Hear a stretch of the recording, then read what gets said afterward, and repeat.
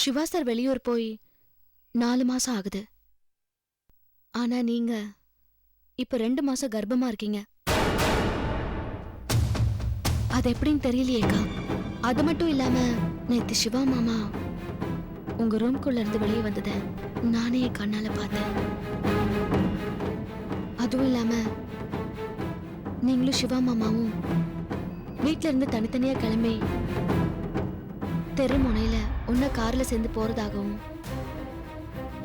பார்க்ல நீங்க 2 பேரும் பேசிட்டு இருந்ததாகவும் பக்கத்து வீட்டு மாமி மூலமா நான் தெரிஞ்சுக்கிட்டேங்க.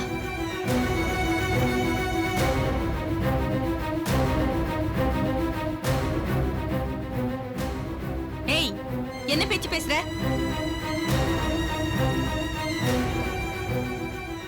என் பொண்ணு நீ சந்தேகப்படுறியா?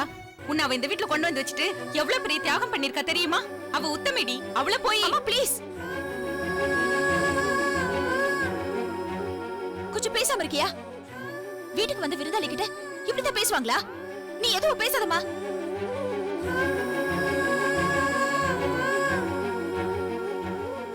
மீனா,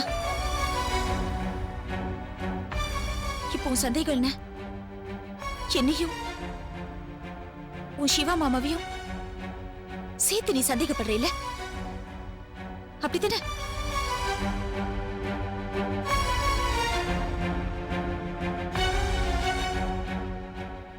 இதை நீ இவ்வளவு நாளா உன் மனசுல வச்சு கஷ்டப்பட்டிருக்க வேண்டாமேமா? இதை நீ என்கிட்ட நேரடியாவே கேட்டுக்கலாமே? கேட்காதது உன்னோட தப்பு. என்ன நீ வார்த்தைக்கு வார்த்தை அக்கா அக்கான்னு சொல்றியே தவிர உன் மனசளவுல என்ன நீ அக்காவை நினைக்கவே இல்ல. அக்கா மாதிரி நினைச்சிட்டு இருந்திருக்க. ஆனா நான் உன்னை என் சொந்த தங்கச்சியா தான் நினைச்சிட்டு இருக்க மீனா. இப்ப என் கர்ப்பத்துக்கு யாரு காரணம்னு உனக்கு தெரியணும், அவ்வளவுதானே?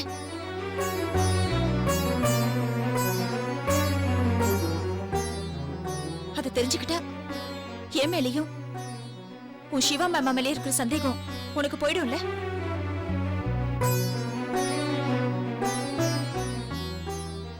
சொல்றேன் கேளு.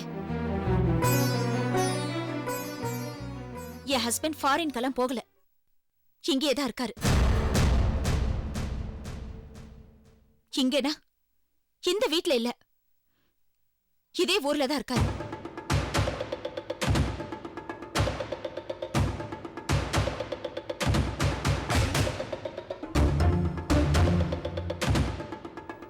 நடுவுல அவர் கொஞ்சம் கடன் பிரச்சனை எல்லாம் வந்துருச்சு. அதான் கடன்காரங்களுக்கு பயந்து எங்க ஹாஸ்பிட்டல்ல இருக்கிற கெஸ்ட் ஹவுஸ்ல தங்கி இருக்காரு.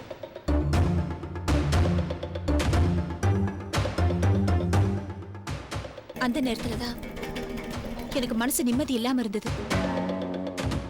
ஒரு ஆறுதலா இருக்கட்டும் தான் நான் உன்னை இங்க கூட்டிட்டு வந்து இங்க தங்க வச்சேன்.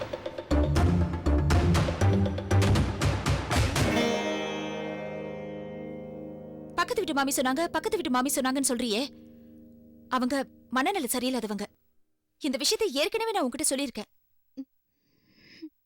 அவங்களா எதையோ பார்த்து தப்பா புரிஞ்சுக்கிட்டு கற்பனை பண்ணி 1க்கு 2 உங்ககிட்ட சொல்லியிருக்காங்க. நேத்து நைட்டு சிவா சார் என் ரூம்ல இருந்து வந்ததை பார்த்ததா சொன்னியே, அவர் எதுக்காக அங்க வந்தார் தெரியுமா? வினோத் தூங்கிட்டு இருக்கும்போது திடீர்னு ஏதோ ஒரு கெட்ட சொப்பனத்தை கண்டு ஓன அலறிட்டான். அது என்ன ஏதுன்னு விசாரிக்கிறதுக்காக தான் சார் என் ரூமுக்கு வந்தாரு. வேற எந்த தப்பான நோக்கத்திலயும் இல்ல.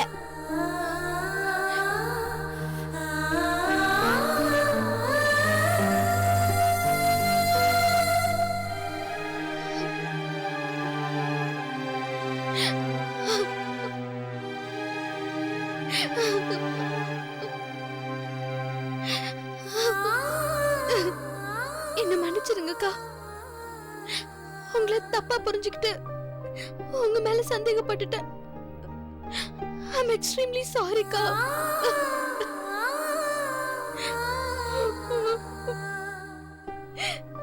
மீனா,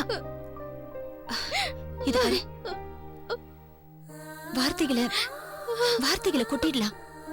ஆனா திருப்பி அள்ள முடியாதுமா. ஒவ்வொரு வார்த்தைக்கும் 1000 அர்த்தங்கள் இருக்கு. அதை சரியா பயன்படுத்தலனா எதிரில இருக்கிறவங்க நெஞ்ச அது கிழிச்சிடும் மீனா. நீ அழுதுட்ட, ஆனா என்னால அழ முடியல. மனசுக்குள்ளேயே புழுங்கிட்டு இருக்க. அக்கா, I'm extremely sorry அக்கா. என்ன மன்னிச்சிருங்க.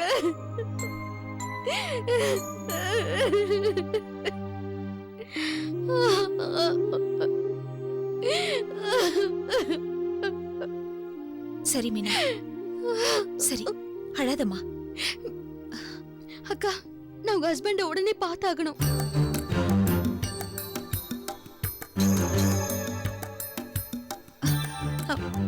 பார்க்கலாமா? நானே அவரை கூட்டிட்டு வரேன். ப்ளீஸ்க்கா, தயவு செஞ்சு என் நிலைமையை புரிஞ்சுக்கோங்க. நான் உடனே அவரை பார்த்தாகணும். அவர் எங்க இருக்காரோ என்ன அங்க கூட்டிட்டு போங்கக்கா. இல்ல மீனா, நீ அங்கெல்லாம் வர வேணாம். நானே அவரை இங்க கூட்டிட்டு வரேன். அழாத, கண்ணத்தோட போ மீனா. சரிக்கா. மா, சிவா சாருக்கு டிஃபன் எடுத்து வை, போமா.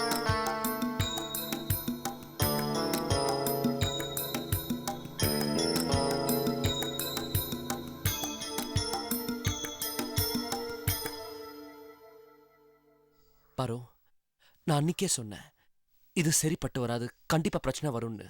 ஆனா நீ கேட்கல. இது எங்க போய் முடிய போகுதுன்னு தெரியல.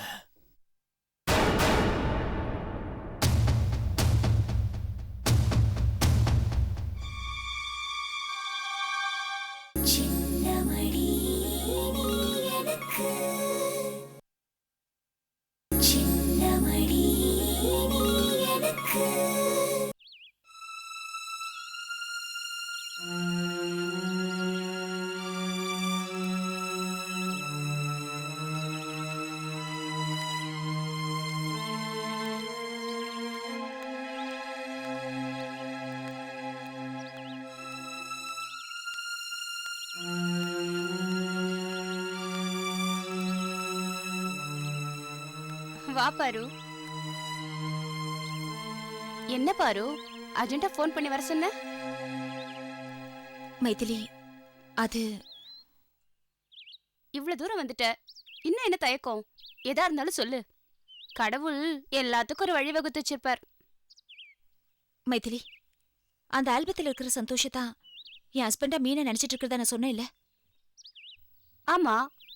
இப்போ அந்த சந்தோஷ அவர்தான் என் ஹஸ்பண்டுன்னு நான் மீனோட கண்ணு முன்னாடி கொண்டு போய் நிறுத்தணும்.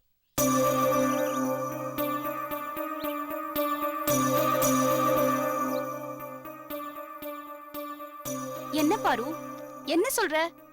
இது எப்படி சாத்தியப்படும்? சந்தோஷ்க்கு அவ ஆத்துல கல்யாணத்துக்கா பொண்ணு பார்த்துட்டு இருக்கா. இந்த நேரத்துல அவனை ஓ அப்படியான நடிக்க சொன்னா அவன் லைஃப்ல ஸ்பாயில் ஆயிடும். ஐயோ மைதிலி, ப்ளீஸ், நீயாவது என்ன புரிஞ்சுக்கோ. இப்ப நான் கன்சீவ் ஆயிட்டதுனால மீனாக்கு என் மேல சந்தேகம் வர போய் அம்மா அவளை திட்டி வீட்டுல பெரிய பிரச்சனை ஆயிடுச்சு. நான் ஏற்கனவே உன்கிட்ட சொன்ன மாதிரி மீனாவோட சந்தேகம் நாளுக்கு நாள் அதிகமாயிட்டே போகுது. அவ என்னையும் அவ மாமா சிவாவையும் சேர்த்து சந்தேகப்பட ஆரம்பிச்சிட்டா மைதிலி. அப்புறம் நான் தான் என் ஹஸ்பண்ட் ஃபாரின் போல உள்ளூர்ல தான் இருக்காருன்னு சொல்லி அவகிட்ட சமாளிச்சிருக்கேன். பகவானே, உண்ட வீட்டுக்கே ரெண்டகம் பண்றாளே, அவ நல்லா இருப்பாளா? மைதிலி ப்ளீஸ், தயவு செஞ்சு அந்த பொண்ணு திட்டாத. அவ இடத்துல யாரா இருந்தாலும் சரி அந்த மாதிரி தான் நடந்துப்பாங்க. அத நீ ஏற்க. படிச்சிருக்கா, இது கூடவா தெரியாது? என்ன பேசுற மைதிலி நீ? படிப்புக்கும் சந்தேகத்துக்கும் என்ன சம்பந்தம் இருக்கு? ஒருத்தர் மேல சந்தேகப்படாம பெருந்தன்மையா நடந்துக்கிறோனா அதுக்கு அனுபவம் தேவை. ஏன் இவ்ளோ பேசுற நானே ஒரு காலத்துல என் ஹஸ்பண்ட புரிஞ்சுக்காம சந்தேகப்பட்டு அவரை நான் எவ்வளவு கஷ்டப்படுத்திருக்கேன். இப்பதான் என் தவறையெல்லாம் புரிஞ்சுக்கிட்டு நான் மாறி இருக்கேன். இந்த அனுபவம் எல்லாருக்கும் கிடைச்சிடாது மைதிலி. அம்மாடி, நோக்கு உண்மையிலே பெரிய மனசுதான். நீ பண்ணிருக்க காரியத்தை பேப்பர்ல நியூஸா போட்டேன்னு வச்சுக்கோ, யாரோ ஒரு நடிகைக்கு கோயில் கட்டினாலாமே, அதே மாதிரி நோக்கும் கோயில் கட்டுவா. மைதிலி, கோயில் கட்டுறதெல்லாம் அப்புறம் வச்சுப்போம். நம்ம உடனே அந்த சந்தோஷம் தேடி கண்டுபிடிச்சாகணும். அவனை கண்டுபிடிக்கிறது எப்படி மைதிலி? அதுக்கு ஏதாவது யோசனை சொல்லு. ஓம் பிரச்சனை என்னையும் இழுத்து விட்டுட்டியா?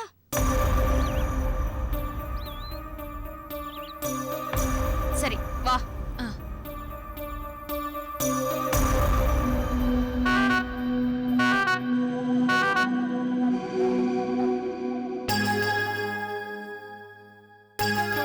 நாகு, ஏன் இந்த போட்டோவை கழட்டின? இந்த போட்டோ இங்க வேணாங்க. உனக்கு என்ன பைத்தியமா பிடிச்சிருக்கு? இந்த போட்டோவை கழட்டினதுனால மீனாவை இந்த வீட்டை விட்டு கழட்டி விட்டதா அர்த்தமா? மாட்டு, அத மாட்டுன்னு சொல்றேன்ல. இதுக்கு தான் சொன்னேன் மீனாவை இந்த வீட்டுக்கு கூட்டிட்டு வர வேணான்னு. யாராவது கேட்டீங்களா? இப்ப எல்லாருடைய நிம்மதியும் போய் இந்த குடும்பமே நாசமா போச்சு. முன்ன பின்ன தெரியாத எவனோ ஒருத்தனை தான் புருஷன் ஒத்துக்கிட்டு பார்வதி அவனை கூட்டிட்டு வர போயிருக்கா. பார், எல்லா பிரச்சனைக்கும் காரணம் என்னன்னு நீ யோசிச்சு பாத்தீங்கன்னா உன்னோட கோபத்துல நியாயம் இல்லைன்னு தெரியும். புருஷனை எழுந்தது தவிர மீனா என்ன பாவம் செஞ்சா? அவளோட மனநோயை குணப்படுத்துறோங்கிற பேர்ல நாம தாம தப்பு மேல தப்பு பண்ணிட்டு இருக்கோம். உன்னோட கோபத்தை காட்டணும்னா உன் பொண்ணு பார்வதி கிட்ட காட்டு. பார்வதி நமக்கு ஒரே ஒரு பொண்ணுங்க. அவ வாழ்க்கையில கஷ்டப்படுறான்னா எந்த தாயால பாத்துட்டு இருக்க முடியும்? அது நினைக்கும் போதெல்லாம் மனசு கிடந்து துடிக்குது.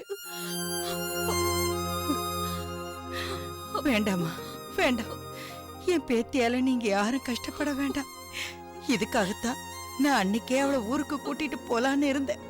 நீங்க எல்லாரும் சேர்ந்து தடுத்துட்டீங்க. இப்போ ஒண்ணு கெட்டு போயிடல. அவ கோயில்ல இருந்து வரட்டும், எப்படியாவது பேசி அவளை நான் ஊருக்கு கூட்டிட்டு போயிடுறேன். என்னம்மா பேசுறீங்க? மீனாவை ஊருக்கு கூட்டிட்டு போறதுக்காகவா நாங்க இவ்வளவு கஷ்டப்படுறோம்?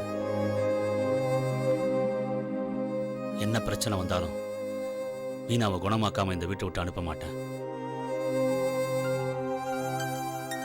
அது பண்பு இல்ல. ஏன்னா என் பொண்ணு என் மாப்பிள்ளைய நான் அப்படி வளர்க்கல.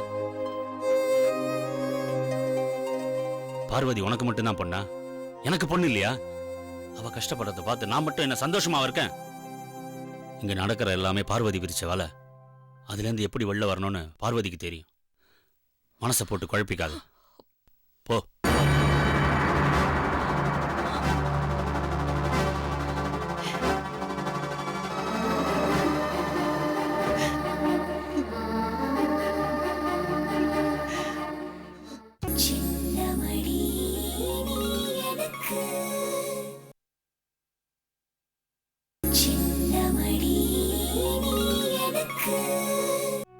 வித் கேமரானா 1 ஹவருக்கு 1500 சார்ஜ் பண்றோம்.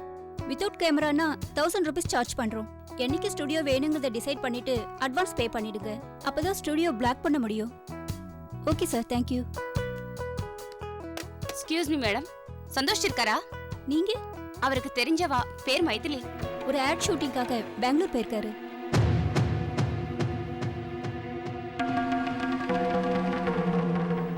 எப்போ திரும்பி வருவார் தெரியுமா? தெரியாது மேடம். ஓகே, வாடி.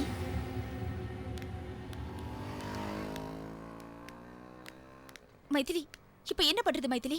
மீனாவை எப்படி சமாளிக்கிறது? வெளியூர் போயிருக்கான்னு உண்மையை சொல்ல வேண்டியதானே? என்ன மைதிலி நீ புரியாம பேசுற? இப்ப மீனாக்கு வந்திருக்கிற சந்தேகத்துக்கு இப்பவே உடனே அந்த சந்தோஷ கூட்டிட்டு போய் அவ கண்ணு முன்னாடி நிறுத்தி ஆகணும். அப்படி இல்லனா அவளை பத்தின உண்மையெல்லாம் கூட அவளுக்கு தெரிஞ்சு போறதுக்கு சான்சஸ் இருக்கு. இப்ப நான் என்ன பண்றது? அதுக்காக இப்ப என்ன பண்ண போற? நடு தெருவிலேயே நிக்க போறியா? மீனா கிட்ட ஏதாவது சொல்லி சமாளிச்சிடலாம், வா.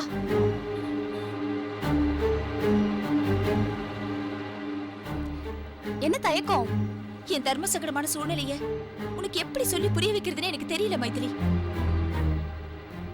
வேற வழியே இல்லாத சூழ்நிலையில தான் அந்த சந்தோஷம் நான் என் புருஷனை மீனா கிட்ட சொல்லி சமாளிச்சேன். கடன் தொலை தாங்காம தான் அவர் வெளியில இருக்காருன்னு சொல்லி வச்சிருக்கேன்.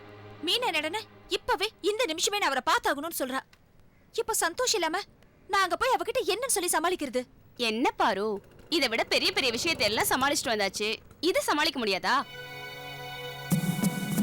2 நாள் மீனாவை பொறுத்துக்கு சொல்லு, அதுக்கப்புறமா சந்தோஷம் அவகிட்ட காட்டலாம்.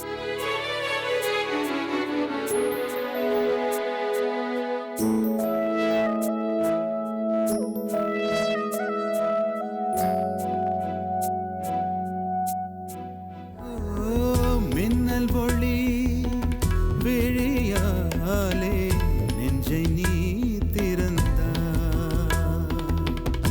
சின்ன சின்ன கூடலோடு